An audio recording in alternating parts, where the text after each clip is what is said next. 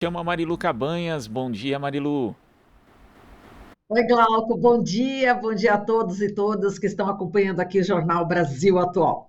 Bom, vamos falar sobre a recém-eleita presidenta da Convenção Nacional do Chile, a indígena Mapuche, Elisa Loncon, de 58 anos, professora de inglês. Ela estudou na Universidade La Fronteira, em La Araucanía, fez pós-graduação no Instituto de Estudos Sociais de Haia e na Universidade de Regina, no Canadá. Tem dois doutorados, um em Humanidades pela Universidade de Leiden, nos Países Baixos, e outro em Literatura na Pontifícia Universidade Católica PUC do Chile.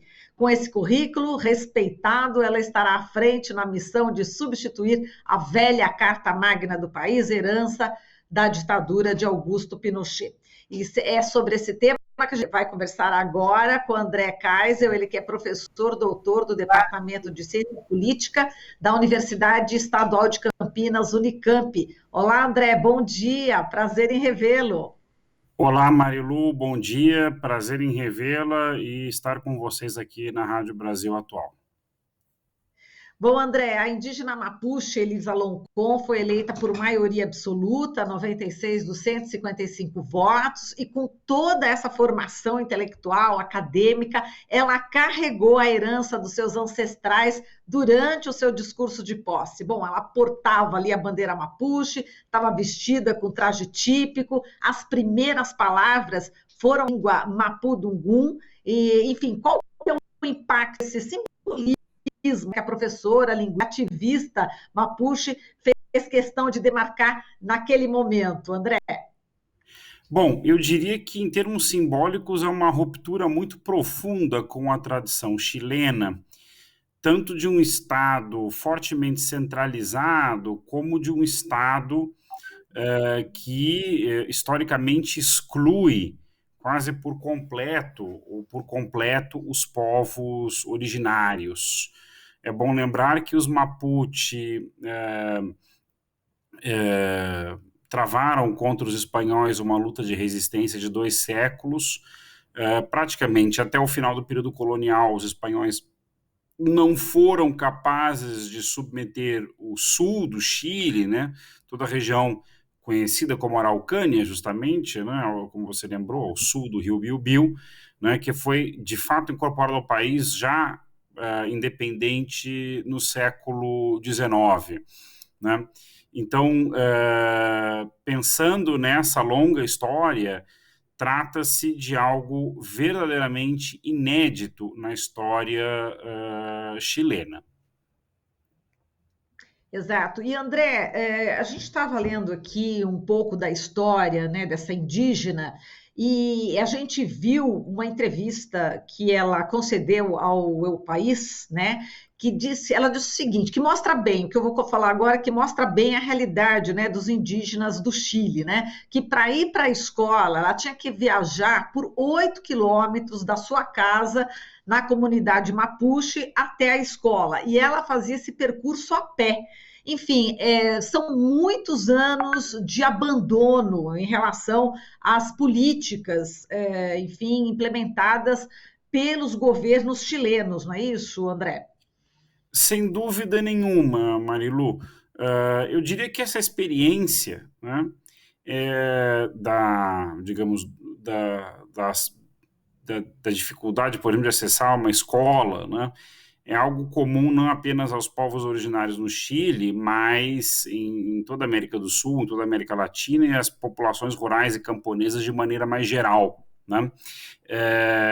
Mas é interessante ressaltar isso num país que se vendeu, né, nos últimos 30 anos para fora, para dentro e para fora, né, mas pensando aqui para fora, como um grande modelo de sucesso econômico, né, com base numa economia de mercado, onde todos se esforçassem com base nos critérios meritocráticos, individualistas, teriam o seu lugar ao sol.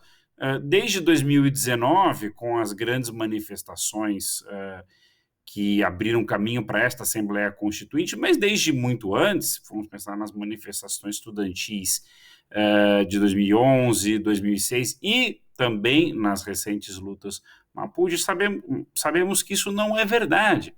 né, em especial para populações como as populações indígenas, que não tinham lugar nesse modelo. Exato, e André, no discurso, a Elisa Loncon pediu o cuidado com a mãe terra, com as águas, né? Diz que esse sonho é um sonho dos antepassados, aí em contraposição ao atual modelo neoliberal, né? Que foram privatizados aí serviços básicos como a água, e lá existe também um grave problema, né? De contaminação da água, além da privatização da educação, da previdência, que foram temas aí dos protestos nas ruas do Chile. Portanto, é esse resgate, né, junto à natureza que ela está propondo, e é exatamente o que acontece o contrário hoje no Chile, né, com toda essa privatização, né? Claro, grande parte das lutas dos Mapuche nos últimos anos se centraram em questões como acesso à terra e à água e aos problemas da contaminação, né? Por parte de empresas, né, que exploram os seus territórios ancestrais, né? Mas o que é interessante pensar é que essa luta convergiu desde 2019, pelo menos, com as lutas de tanto dos setores populares urbanos como das classes médias urbanas, que cada vez mais perceberam o quão eram desfavorecidas dentro desse modelo neoliberal, justamente pela privatização dos serviços públicos e pela ausência de direitos sociais, né? O Chile é um país onde se pagam salários não muito diferentes dos do Paraguai, mas onde os preços são muito parecidos com os da Espanha. Então, isso dá uma ideia também do aperto do custo de vida no meio urbano. Mas o que é interessante é que justamente agendas que são bastante heterogêneas convergem em torno de uma ideia não apenas de superar o modelo neoliberal, mas de pôr em questão o modelo moderno de vida baseado no consumo, né? Justamente, né, em direção a uma sociedade não só mais sustentável, como se costuma dizer até nas publicidades hoje em dia, mas baseada em ideias bastante próprias do mundo andino e da cosmovisão dos povos indígenas, como, por exemplo, o bem viver ou o bem viver, né?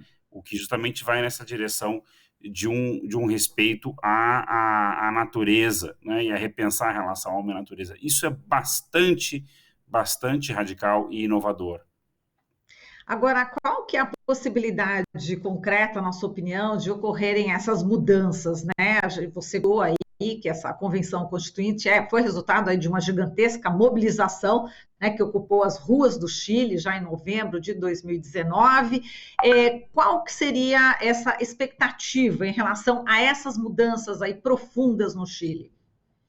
Olha, Marilu, o caminho foi e será difícil, né? Não podemos ter ilusões. Então, só para registrar, no mesmo dia, domingo, em que os 155 convencionais estavam tomando posse, os carabineiros de Chile, né, o equivalente à nossa polícia militar, né, a nossa tropa de choque, reprimiu brutalmente manifestantes, inclusive agredindo constituintes em suas funções, né, no exercício de suas funções. Isso é muito sério, né? Isso mostra que o aparato repressivo do Estado chileno, forjado, consolidado, tem origem muito anterior, mas consolidado, moldado na ditadura de Pinochet, está mandando um recado para a Constituinte de que não aceitará tranquilamente o processo de radicalização democrática em curso no país. Não vem aceitando, a repressão não parou desde 2019, né? Há muitas denúncias de mortos, desaparecidos, sim, pessoas com mutilações oculares, há centenas, né? Ainda há presos políticos, que os movimentos sociais chilenos demandam que sejam soltos, né? O governo Piñera está no final e, digamos, está nas cordas, com uma popularidade baixíssima. Isso refletiu nas eleições em maio, não apenas para a Constituinte, mas para os governos regionais e para as prefeituras, né, onde a aliança de direita sofreu derrotas duríssimas, mas o aparelho de Estado repressivo, né, legado da ditadura está claramente deixando claro, está claramente avisando que não vai ser fácil, né? E os setores da burguesia chilena, né, que não estão dispostos a abrir mão dos seus privilégios, né, dos seus lucros leoninos, né, que são protegidos, sacralizados pela atual Constituição, né, enfim, poderão se apoiar no futuro nesse aparelho para, né, tentar justamente reverter ou limitar, né, os avanços democráticos. Então, isso exigirá muita paciência, resiliência e firmeza, não apenas dos constituintes, das constituintes, mapuches, mulheres, feministas, ligados aos sindicatos, aos movimentos sociais, aos movimentos de bairro, aos partidos de esquerda, mas exigirá desses mesmos movimentos que os apoiam, né, muita disposição aí de luta nos próximos tempos. Exato, André, você citou aí as mulheres, as feministas, e é importante, né, essa paridade de gênero conquistada junto com a convocação da Constituinte, aí foi realmente uma experiência inédita no mundo, né, André? Para uma constituinte, sem dúvida nenhuma, né, e presidida por uma mulher indígena que, além de apelar à sua origem mapuche, também apelou justamente à luta das mulheres e das minorias sexuais como algo muito importante no Chile nos últimos tempos, né? Aliás, é bom lembrar que entre as violações de direitos humanos cometidos pelos carabineiros durante a repressão da Revolta Social de 2019, há também muitas denúncias de violações sexuais, etc., de crimes sexuais, né? Então, o feminismo é uma força de proa, né, de vanguarda no Chile nesse momento, né? De maneira mais geral, eu diria que com a paridade de gênero associada também a um horizonte de plurinacionalidade, de interculturalidade, o Chile vai começar a escrever um novo capítulo na história do chamado novo constitucionalismo latino-americano, que teve episódios importantes, por exemplo, na Bolívia em 2008, 2009, no Equador em 2007, 2008, com a fundação de estados plurinacionais, né? O discurso de Elisa Loncón indica que o Chile vai nessa direção. Enfim, qual será digamos, o formato exato desse modelo no Chile, né? No que ele se diferenciará dessas experiências andinas anteriores, né? Se ele conseguirá ir além delas em termos da conquista de direitos coletivos, sociais, culturais, ambientais, etc. Isso nós vamos ver nesse próximo ano, né, que a Constituinte tem para redigir a nova Carta Magna. Exato, falando nesse ponto, né, do plurinacional, ela falou no discurso, né, Elisa, esta convenção vai transformar o país e torná-lo plurinacional e intercultural, e um dos principais pontos da nova Carta Magna é justamente o reconhecimento dos povos indígenas, né, e o debate sobre um Estado plurinacional. Eles não têm lá a garantia do território, né, André, nem o reconhecimento da cultura e da língua indígenas, não é isso? Veja, a Constituição de 1980, ainda em vigor, ela concebe o Chile como um Estado unitário e fortemente centralizado. Para que vocês tenham uma ideia, esta é a primeira eleição em que se elegeram os governadores das regiões. Os prefeitos serão eleitos, mas os governadores não, eram indicados pelo governo central. Então, isso dá uma ideia do grau de centralismo da Constituição chilena. Mas, além disso, ela só reconhece uma nação chilena, né, e pronto. Ela sequer incorpora o tipo de reconhecimento com base no multiculturalismo que constituições neoliberais dos anos 90, como a boliviana de 95, 97, mais ou menos, agora me falha a data exata, né, reconheciam, né, ou a Constituição colombiana de 1991, também foi fruto de um avanço democrático relevante na época, ou a própria Constituição brasileira de 88, era uma Constituição muito mais conservadora do que todas essas. E é interessante pensar em qual era a cabeça dos homens, e eram homens de fato nesse caso, que a escreveram, né?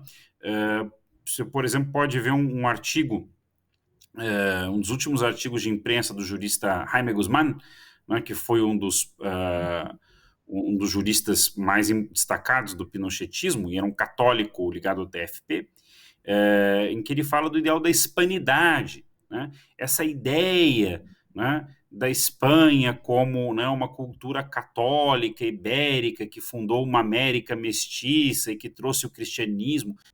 Isso é central não só no imaginário do Guzmán, mas ainda é central no imaginário da elite chilena, que é em sua maioria católica e conservadora, não apenas neoliberal. Há aí nessa Constituição um casamento entre esses imaginários, né? Um nacionalismo autoritário, né? Um catolicismo conservador e liberalismo de mercado, né? Então, você imagina o que é a ruptura de falar, não, nós vamos para um Estado plurinacional partindo desta matriz ideológica. Exato. E André, falando das etnias, né, dos povos indígenas do Chile, a Elisa ocupa uma das 17 cadeiras reservadas para os povos indígenas. E aí eu vou falar aqui os nomes dos povos, até para a gente começar a também popularizar, né, todos esses povos que estão ali nos territórios chilenos, né?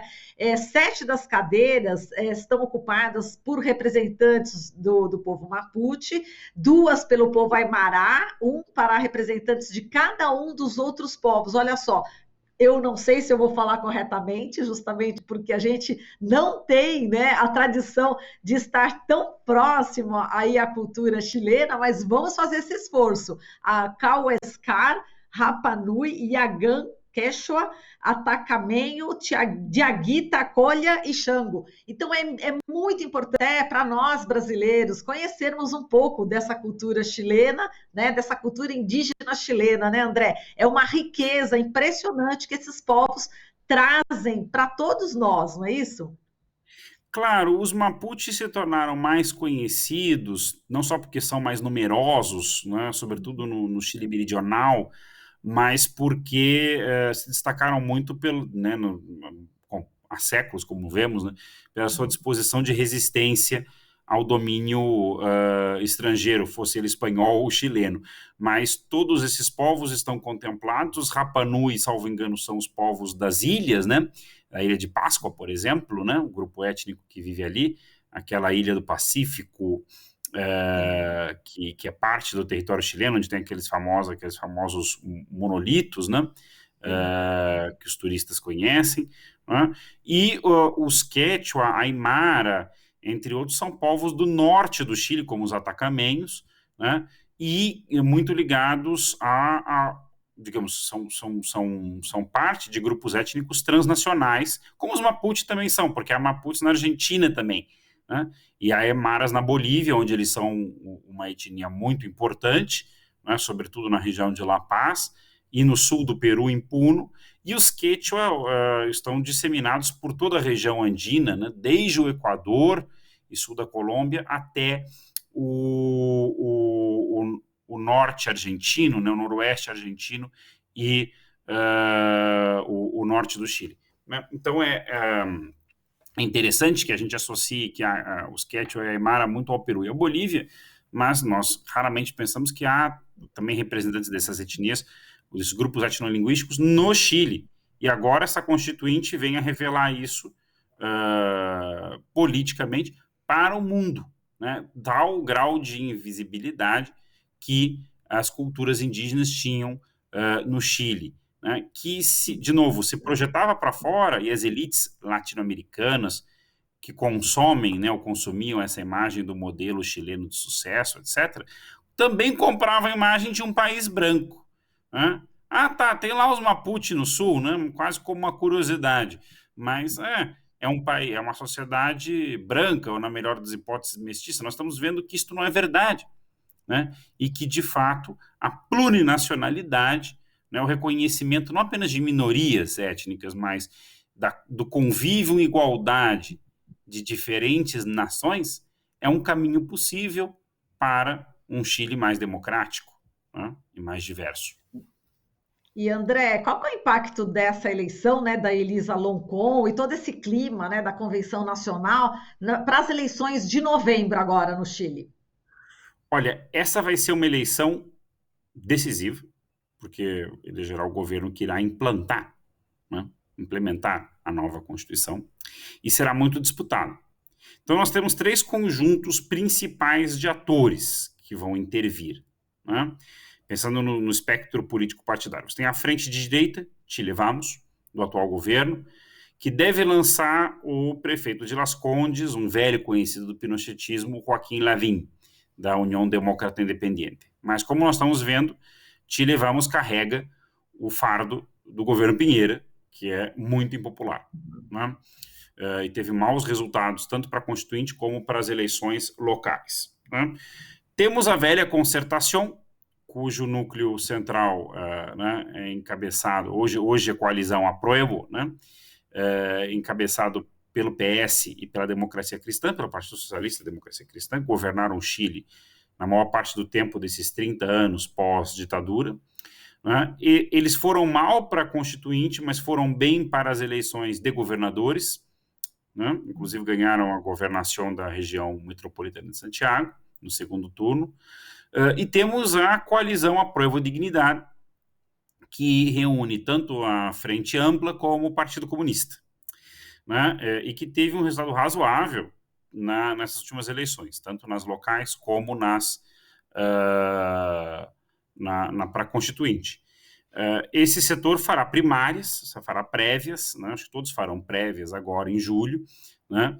E, no caso, dentro da coalizão Apruebo Dignidade, disputam o deputado da Frente Ampla, Gabriel Boric, e o prefeito de La Recoleta, da comuna de La Recoleta, na região metropolitana de Santiago, Daniel Jadue, do Partido Comunista, que é um candidato que aparece muito bem colocado nas pesquisas de intenção de voto, né? Ao que eu saiba, os Mapuche também, os povos indígenas, têm intenção de lançar candidatura própria, porque veja, né, os grupos que inclusive ganharam mais votos e mais cadeiras na Constituinte, na Convenção Constituinte, foram os independentes, né? E, então, podemos imaginar que a eleição presidencial, em grande medida, será decidida pelo rumo que estes independentes, que não se reconhecem em nenhuma dos grandes blocos ou coalizões partidárias, mas se reconhecem na revolta social de 2019, para onde eles vão apontar, né? Para onde eles vão apontar. Então, vai ser muito interessante acompanhar tanto essas prévias agora em julho, como as eleições de novembro. Mas, por exemplo, pela primeira vez, um candidato do Partido Comunista aparece com chances reais, né, de ganhar uma eleição no Chile. O que seria, digamos, para a elite chilena ainda mais desastroso, né, como motivo. Tanto que já há uma campanha de terror e difamação contra ele em marcha. É verdade, muito WhatsApp circulando, muita fake news, inclusive, né? Aquilo que nós bem conhecemos aqui, né? Nossa, brasileiro já está muito, muito esperto em relação a essa questão, né? A gente aqui é bombardeado diariamente, né, com fake news, inclusive pelo próprio presidente da República. André, um forte abraço para você, muitíssimo obrigada e até uma próxima oportunidade, viu? Forte abraço, Marilu, forte abraço a todo o pessoal da Rádio Brasil Atual e aos ouvintes do seu programa. Obrigada, um abração. Falamos aqui com o André Kaiser, ele que é professor doutor do Departamento de Ciência Política da Universidade Estadual de Campinas, Unicamp. Está ouvindo Jornal Brasil Atual. As notícias que os outros não dão.